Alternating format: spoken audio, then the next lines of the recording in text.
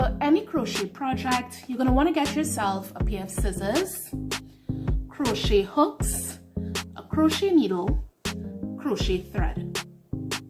Now, normally when you go buy the crochet threads or the wools, normally on the crochet packaging, right?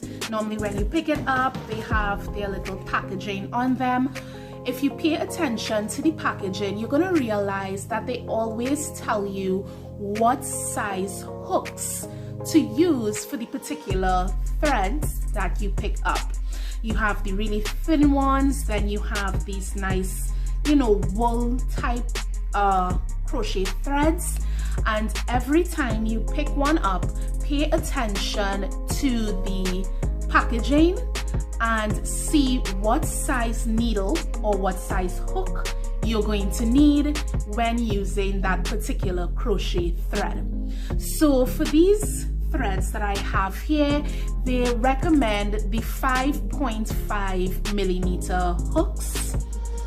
And in my crafting store, I got a packet of 2 crochet needles. One is a 5.5 millimeter, I don't know if you can see that, and the other one is a 4.25 millimeter hook. Now I like using the 4.25 millimeter hook when I'm using this really sort of thin wool, and I use the 5.5 when the wool is a bit thicker. All right. So in this video, I'm going to show you guys how to do a basic double crochet square. Now, before this video, I went ahead and I created a little double crochet stitch square. And I think this is the easiest type square to create. The double stitch, the one stitch crochets. I think these are the easiest to begin with. There are the granny squares that takes a lot of different patterns within it, and it could be a little intimidating, especially if you are a beginner. All right, so I want to share with you guys how to create a double stitch crochet square.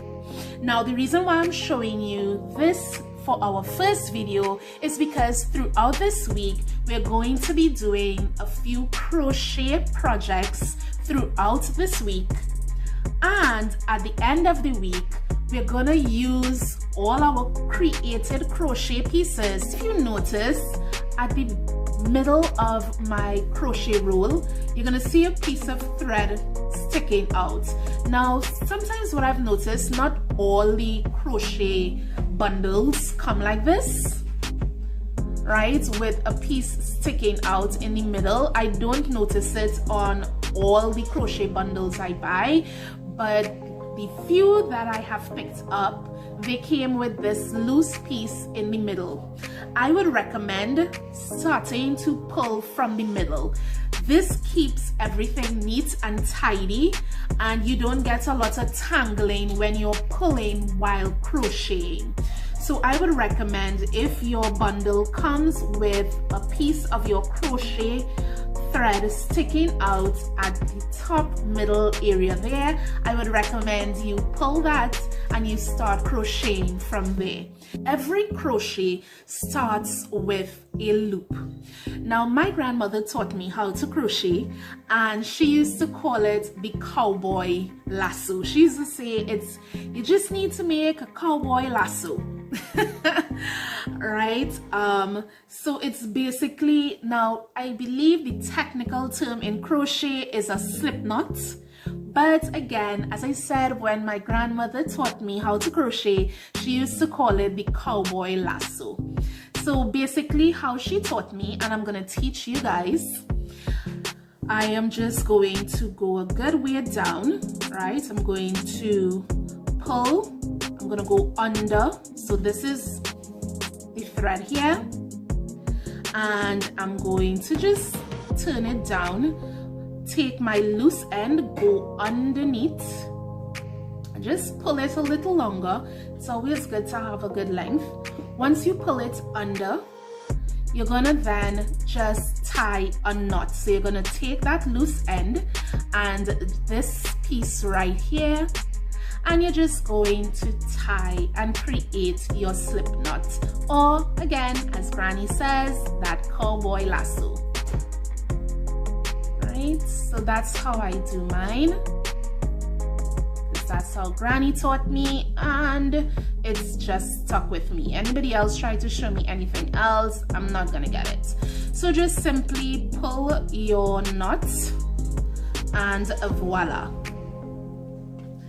Now I'm going to use my 4.25 millimeter hook for this project. All right, and you could just take that and just pull until your loop gets pretty small.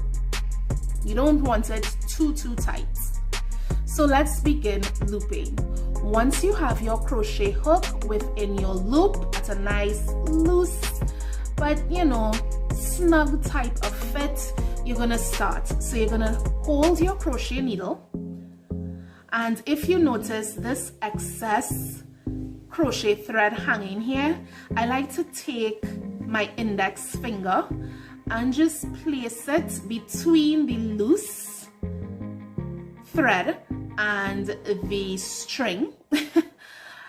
Right there, I place it between there, and I simply take my thumb and I hold the loose thread, and I have my nice hold right there. I'm gonna take my hook, pass it underneath my thread, and I'm gonna pull it through my loop, and that is one stitch, one crochet stitch, one crochet loop right there. So you're just gonna continue. So for this crochet square, I'm going to create 23 loops. All right, so that was one that I made there so far. This is 2, and you're going to do the same thing throughout. You have your crochet thread. I'm going to use my thumb to hold the excess hanging on the side, and then my crochet string is going to be over my index, and I'm going to just hold it with the rest of my fingers, and again push your crochet needle underneath that string and pull it through your loop. That is 3, and I'm just going to keep doing that until I get my 23 row. So this is going to be our first row of our squared shape. Now we are doing a double stitch. So when you reach that 23, what you want to do now is take your hook piece, right? You're going to hook it, and then we're going to count 4 loops down from where our hook is. You're not going to count this one that the crochet hook is in. You're going to start from the one after that. So it's going to go 1, 2, 3, 4, and I'm going to take my crochet needle and push it into the 4th loop, and I'm going to pull the crochet thread through. When you do that, you're going to realize that you have 1, 2, 3 loops on your hook. So you're going to again take your needle, your crochet hook, push it underneath, and you're going to pull through the first 2 loops, and you're going to end up with 2 loops on your hook. Once you have those 2 loops, you're just going to again push your needle underneath there, or your crochet hook, and you're going to pull that through those 2 loops. So I'm going to show you it again, because now we're going to go along the full length of our chain with that process. So again, let's go. We're going to take our crochet hook, place it underneath. We're going to have that loop over there, and you're going to go into the loop right after that one. Now you see how it pulls. You're going to know what the next loop looks like. Anytime you see your loop is pulling upward like that, you have already stitched within that loop. So I'm going into my next loop now with my needle. So I'm gonna go in, pull, and again we're gonna have those 3 loops onto the hook. Go under our strand, pull it through. You're gonna have another 2 loops, and again go under and pull through those 2 hoops. And that is how you're going to go again throughout the entire chain. Then under, next loop, pull through. I have my 3 loops, go under, pull through my first 2. I have my last 2 hoops, go under, pull through my last 2 hoops, go under,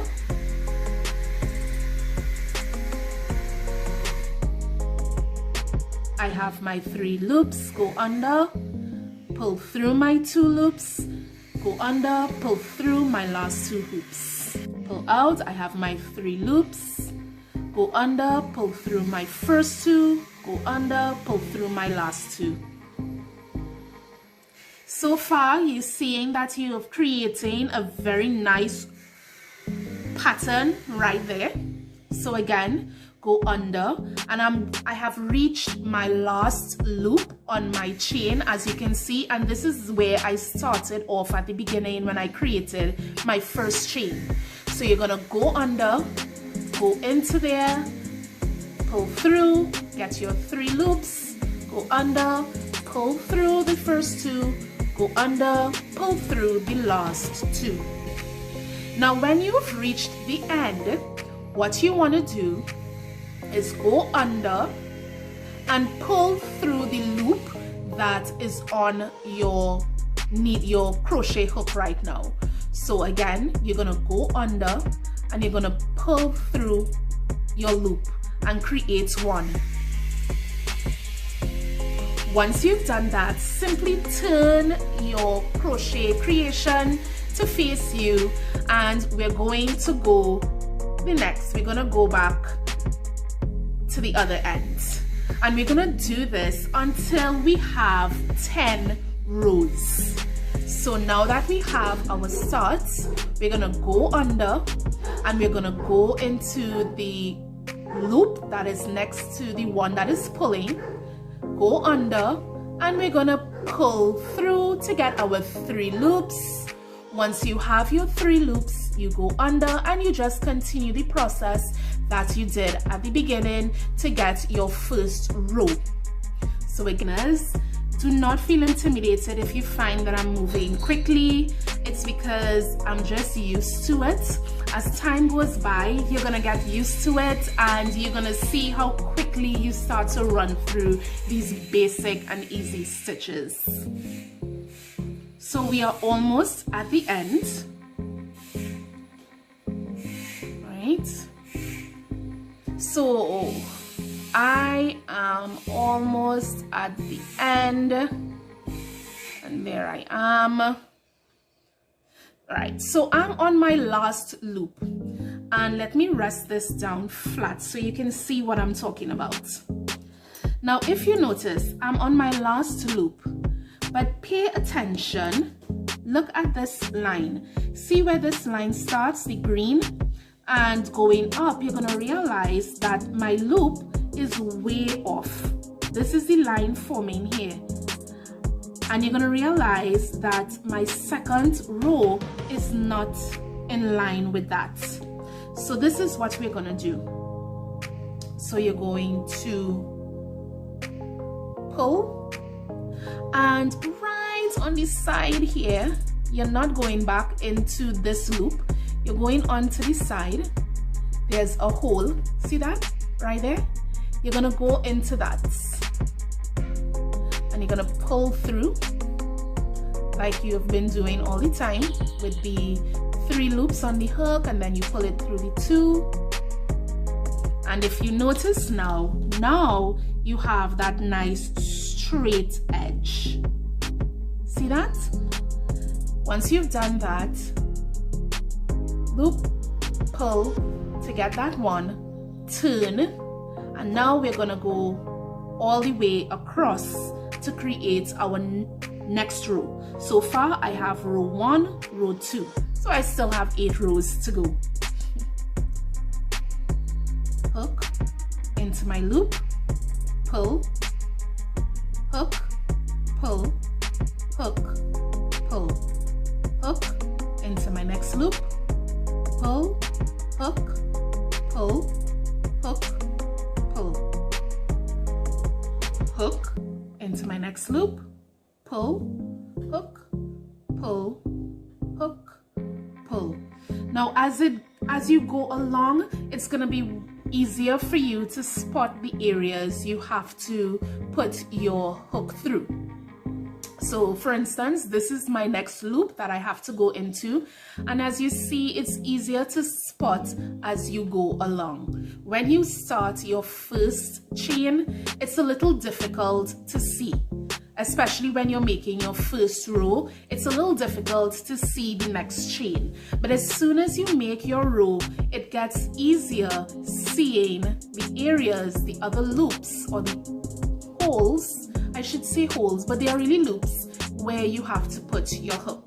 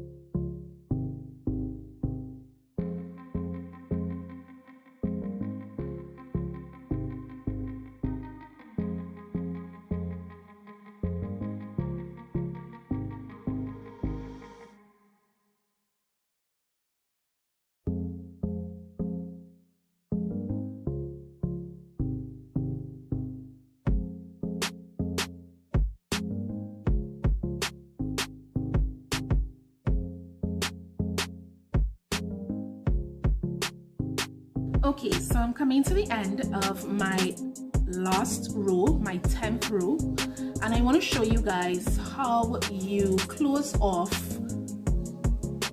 your crochet project or your crochet stitch, so to speak. Okay, so again, it's not really even, so I'm just going to make it even. Right. Okay, so to close off your crochet project, what you're gonna do is this loop that you have on your hook, you're simply going to go under, pull it through that loop. All right, just hold that right there. Take your scissors, okay, and you're just gonna snip away the crochet bundle from your project. So you're gonna remain with a loose loop with a piece hanging. You're just gonna pull that hanging piece all the way through and just pull like a tug, and it knots your project into place. Now, real veteran crocheters, what they will do is this excess piece, they will take their crochet needle, and they will filter it through the chain where this loose piece is. I don't do that, that's a lot of work. So I simply take my scissors and I cut away majority of it. I just leave a little stub right there. And on the other end where you started off everything, again I do the same. I just cut away majority, leave a little stub right there, and that's it. So here is my crochet square with the double stitch method. All right, here we go. I just pull my edges out because they are okay, yeah, so they get a bit rounded. So I just simply tug on them a tad, not a lot, just a tad, and I create my squared shape.